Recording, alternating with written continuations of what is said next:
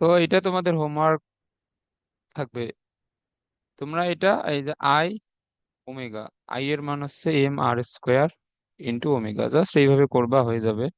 এরপরে আমাদের বলছে যে বস্তুটার ভর অর্ধেক করা হলে টর্কের কিরূপ পরিবর্তন হবে। আচ্ছা।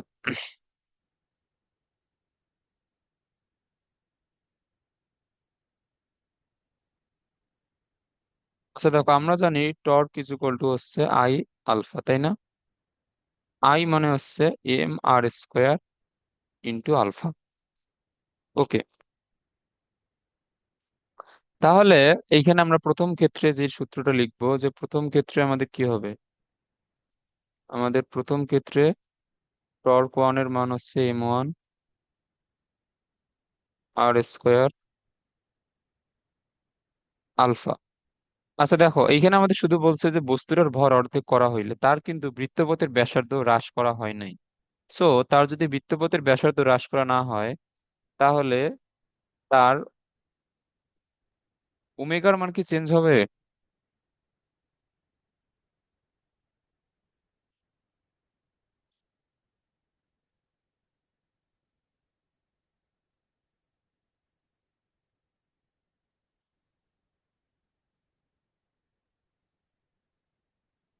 তো দেখো আমাদের এখানে শুধু যেহেতু ভর চেঞ্জ করতে বলছে, তো আমরা এখানে বাকিগুলোকে ফিক্সড রাখবো।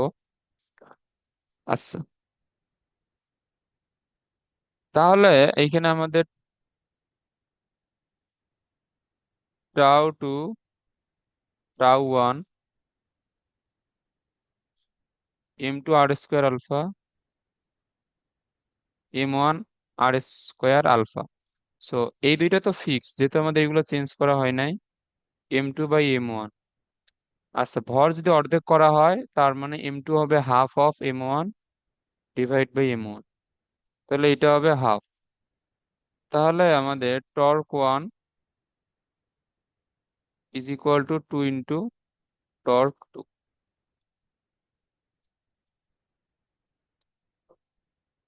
এটা বুঝছো? হ্যাঁ ভাইয়া, বুঝছি। তাহলে তোমরা এখানে কি লিখবা, যে যদি ভর, সরি এখানে T1 হবে, তো এখানে আমাদের কি হবে, এখানে হবে আমাদের T1। তোমরা এখানে লিখবা ভর অর্ধেক করা হলে টর্কও অর্ধেক হয়ে যাবে।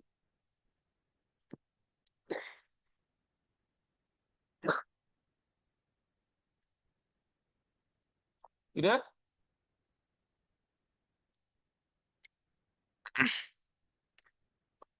তো এই নৃত্যশিল্পীর ম্যাথ তো আমরা কালকে একবার করছিলাম। সো নৃত্যশিল্পীর ম্যাথ যদি তোমাদের যদি মনে থাকে, তাহলে তোমরা এটা হোমওয়ার্ক করবা। আর যদি না পারো, তাহলে আমাকে বলিও। এটা পারবা না? পারবো। এটা আমাদের কিসের সূত্র? এটা হচ্ছে কৌণিক ভরবেগের সংরক্ষণশীলতার সূত্র, I1 ω1 = I2 ω2।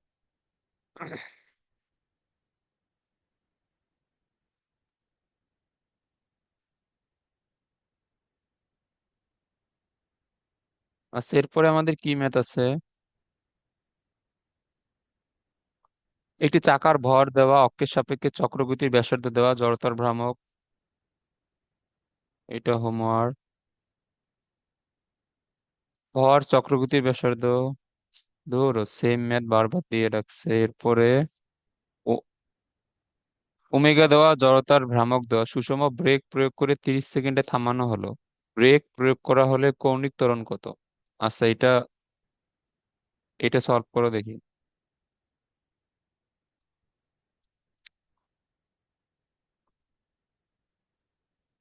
হ্যাঁ, এখন বলো, এখন এটা কিভাবে সলভ করবা?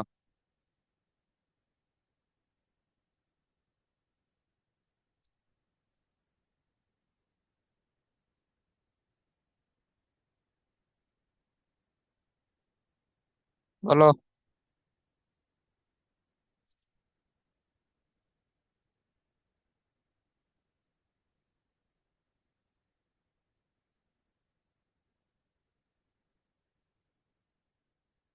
আচ্ছা, আমরা একটু এটা দেখি। এটা আমাদের জড়তার ভ্রামক দেওয়া হচ্ছে 80, ওমেগা দেওয়া হচ্ছে 6000 রেডিয়ান পার সেকেন্ড। 30 সেকেন্ডে যদি থামানো হয়। আচ্ছা,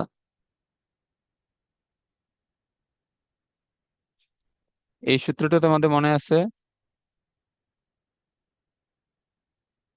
হ্যাঁ তাহলে আমরা যদি এটা যদি আমরা কৌণিক বেগের ক্ষেত্রে লিখি, এইটা হবে, যেহেতু এখানে থামানো হয়েছে মানে মন্দন। তার এবং মন্দন হলে আমরা যেমন এইভাবে এখানে মাইনাস দিই, তাহলে এখানে মাইনাস দিব। বুঝছো?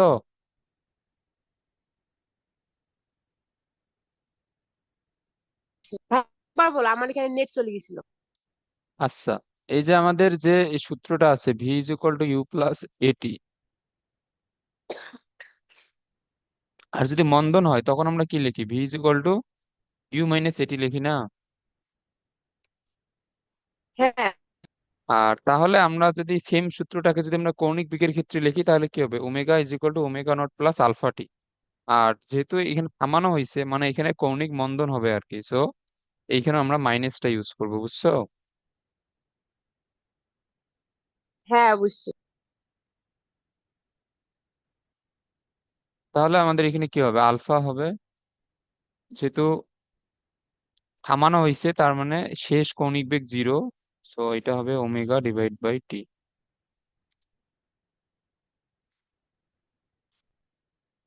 সো এটা ছিল কত? 6000।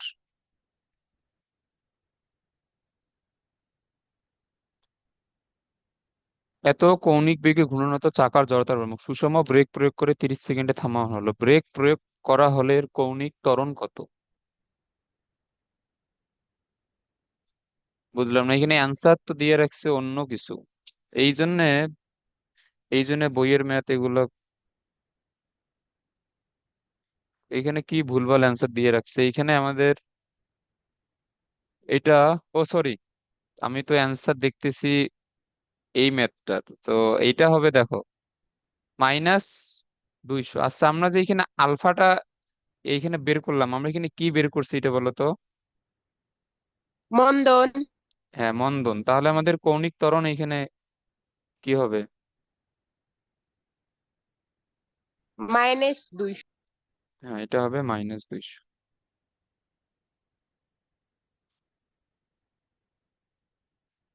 আচ্ছা, রৈখিক বেগের সূত্রগুলা তোমরা যে জানো, এগুলা আমাদের কৌণিক বেগের জন্য লেখা খুবই ইজি। আচ্ছা, এরপরে কি আছে? এ সময় এটি কতবার ঘুরবে? আচ্ছা, এই এইটা আমাদের কতবার ঘুরবে, আমরা কিভাবে বের করি?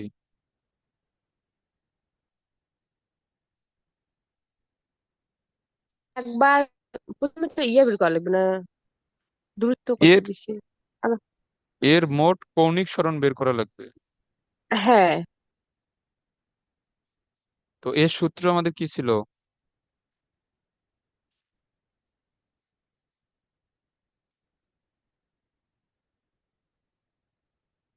আমরা এটাই ইউজ করে বের করতাম।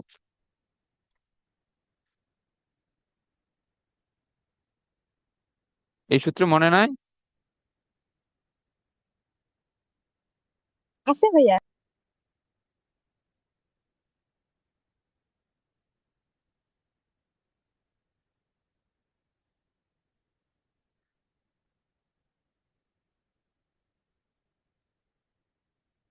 তো এটা 90,000।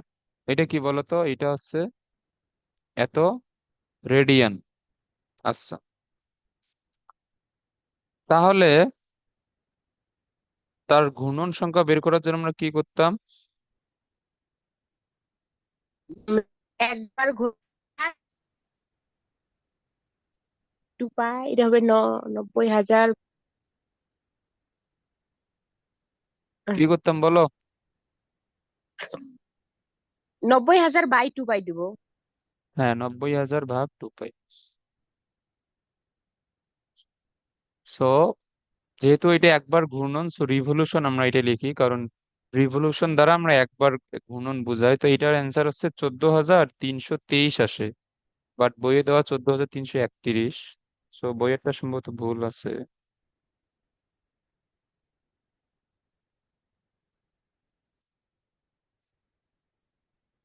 আচ্ছা, দাঁড়াও, এখানে 3.14 ইউজ করে দেখি কি আসে। কি ব্যাপার, এটা আবার কি আসলো?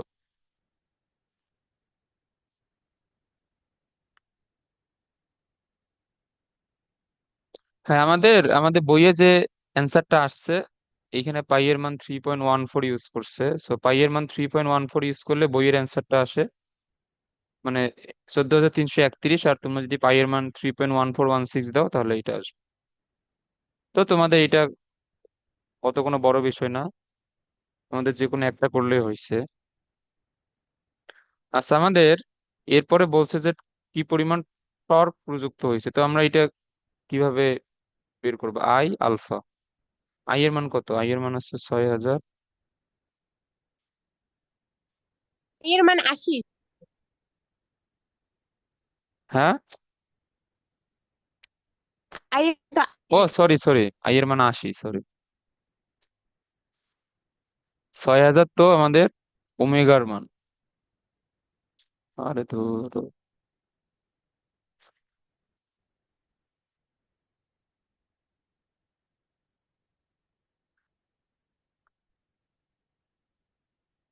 আই এর মান হচ্ছে 80, আলফার মান হচ্ছে 200। 8 দুগুণ 16, এরপরে তিনটা শূন্য। টর্কের একক হচ্ছে নিউটন মিটার। তো আমাদের সবগুলো অ্যান্সার তো মিলে গেছে, ইজি ম্যাথ। এরপর একটা ধাতব গোলকের ভর এত প্রতি সেকেন্ডে 5 বার ঘুরানো হচ্ছে, কোন এটা করবা?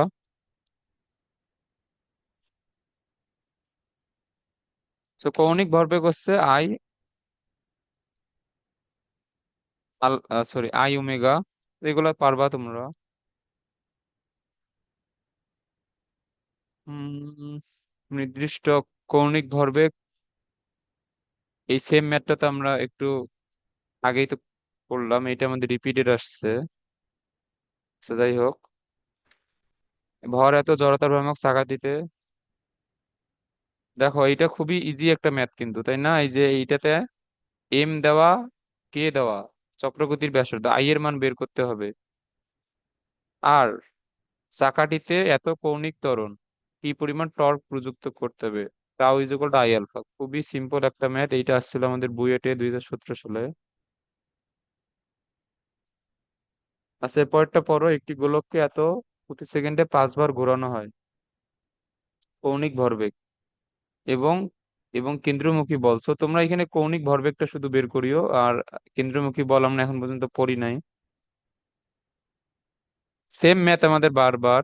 সো তোমরা এখানে এই শুধুমাত্র কৌণিক ভরবেগটা বের করে দেখিও আসছে কিনা, আমরা এখনো কেন্দ্রমুখী বল এই টপিকটা পড়ি নাই। আচ্ছা, এরপরে আমাদের এখানে এই 72 নম্বরটা দেখো। এখানে আমাদের আর এবং এফ এর মান দেওয়া এবং বলছে টর্কের মান। সো এখানে কোন সূত্র হবে?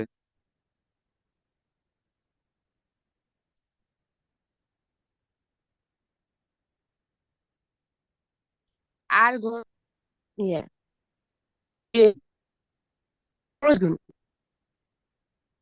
কোন সূত্র হবে এখানে? আর গুণন উম, আর গুণন এ না, টর্কের সূত্র তোমাদের মনে নাই?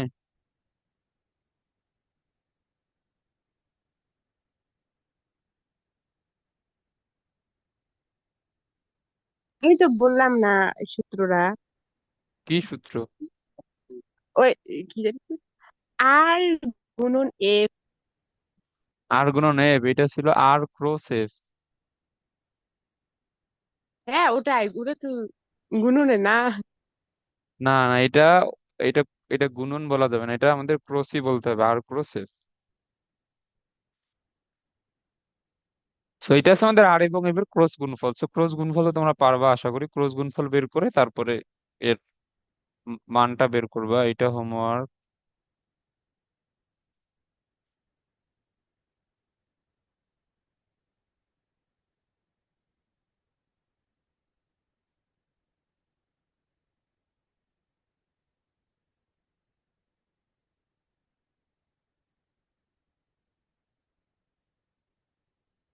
আচ্ছা, 74 75 তো হোমওয়ার্ক, 76 নাম্বারটা করো।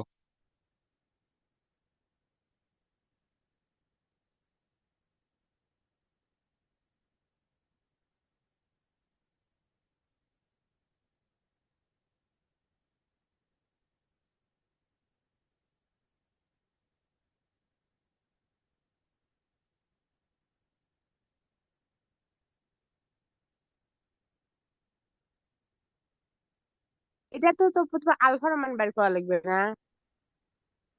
এইখানে আমাদের কি বলছে? জড়তার ভ্রামক দেওয়া, কৌণিক বেগ 8 সেকেন্ডে এত থেকে এততে গেলে হুইলের ক্রিয়ারত টর্কের মান, হ্যাঁ আলফার মান বের করা লাগবে। তো আমরা এখানে আলফার মান আমরা এখানে কিভাবে বের করব? ওই যে omega equal omega not plus alpha t. হ্যাঁ, তো এখানে আমাদের আলফা হবে omega minus omega not divide by t. তো আমাদের দেখো এই 60 আরপিএম থেকে 360, তাহলে আমরা যদি এখানে 60 × 2 pi divide by 60 minus, sorry, আগে তো হবে আমাদের শেষ মানটা। তো আমাদের এখানে শুরুতে হবে 300 × 2 পাই ডিভাইড বাই 60, এটা আমরা রেডিয়ান পার সেকেন্ডে নিলাম। এরপরে 60 × 2 পাই ডিভাইড বাই 60, এটা আমরা রেডিয়ান পার সেকেন্ডে নিলাম। আর এটা হচ্ছে 8 সেকেন্ড। সো তোমরা এগুলা সাইড নোটে তোমরা এগুলা বের করে তারপরে এখানে লিখতে পারো, সমস্যা নেই, অথবা ডিরেক্টলি লিখতে পারো। সো 60 ভাগ 5, 5 × 2 = 10 পাই, আর উপরে 2 পাই, নিচে হচ্ছে 8। তাহলে এখানে 8 পাই, নিচে হচ্ছে 8, মানে শুধুমাত্র পাই এত রেডিয়ান পার সেকেন্ড স্কোয়ার। তাহলে আমাদের টর্ক কি হবে? টর্ক হচ্ছে আই আলফা। আই এর মান কত? 0.05 × পাই। তাহলে আমাদের এটা হবে 3.1416 × 0.05। সো এটা হচ্ছে 0.157, এত নিউটন মিটার। খুবই সহজ একটা ম্যাথ। এগুলো হোমওয়ার্ক করবা তোমরা নিজেরা।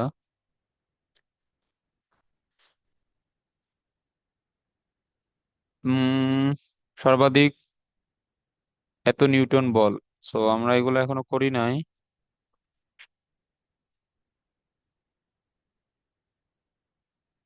কোন ক্ষেত্রে ঘূর্ণন প্রবণতা বেশি?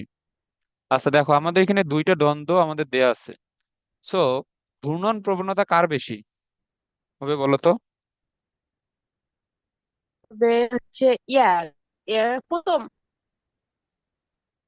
না না, এটা হ্যাঁ। প্রথম বা দ্বিতীয়, যাই হোক, এটা আমরা বুঝবো কিভাবে?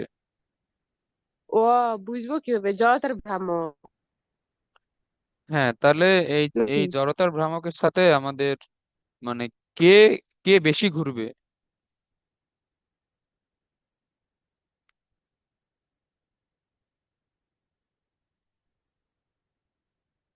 যা বলো। জড়তার ভ্রামক কম হবে সেই তো বেশি ঘুরবে না?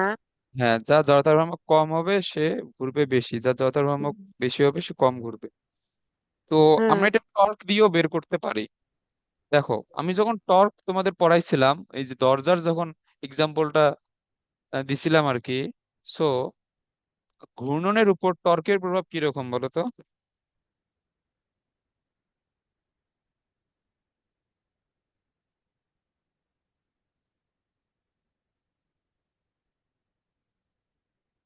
তর্কের প্রভাব তো মানে কি রকম বা নাই নাকি? না। টর্কের প্রভাব নাই ঘূর্ণনের উপর? মনে হয়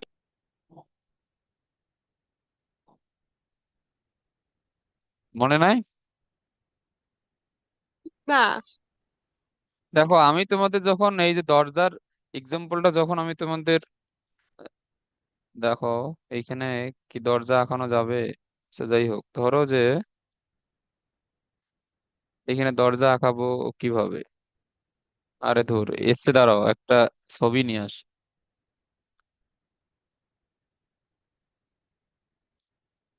আচ্ছা, ছবি নিয়ে আসা লাগবে না, আমরা আগের স্লাইড গুলোতে দেখি। আগের স্লাইডে আমাদের দরজা কই ছিল? হ্যাঁ, এই যে এইখানে। দেখো, আমি তোমাদের এইখানে এ বি সি তিনটা বিন্দু দিয়ে যখন আমি বুঝাইছিলাম, তখন একই পরিমাণ বল প্রয়োগে কোন বিন্দুতে বল প্রয়োগ করলে বেশি ঘূর্ণন এই এই সৃষ্টি হবে?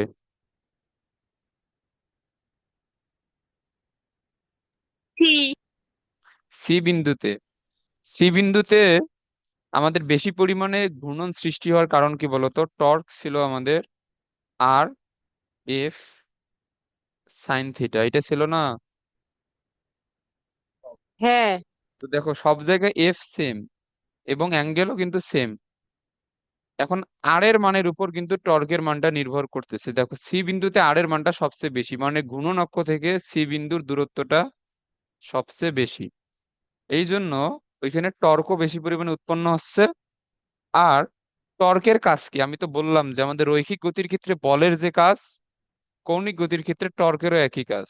মানে টর্ক একটা বস্তুতে কৌণিক বেগের সৃষ্টি করবে। তার মানে টর্ক যত বেশি হবে, একটা বস্তুর মধ্যে তত বেশি কৌণিক বেগ থাকবে এবং সে তত জোরে ঘুরবে। তার মানে আমরা ওই ম্যাথটাতে যদি টর্ক বের করি, তাহলে যার টর্কের পরিমাণ বেশি হবে সে বেশি ঘুরবে। বুঝছো? হ্যাঁ, বুঝছি।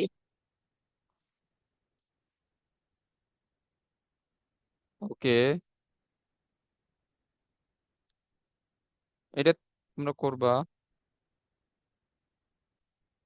আচ্ছা, এরপরে আমাদের কেন্দ্রমুখী বল আর কেন্দ্র বিমুখী বল। তো আজকে আমাদের আর মোটামুটি 10 মিনিটের মতো আছে। আর আমি 7টার পরে বের হবো আর কি। তো আজকে আমরা নতুন টপিক শুরু না করে, তো আমরা এই টপিকটা পড়লে আমাদের এরপরে আর কি আছে, এরপরে কয়েকটা এমসিকিউ, এই টপিকের ম্যাথ।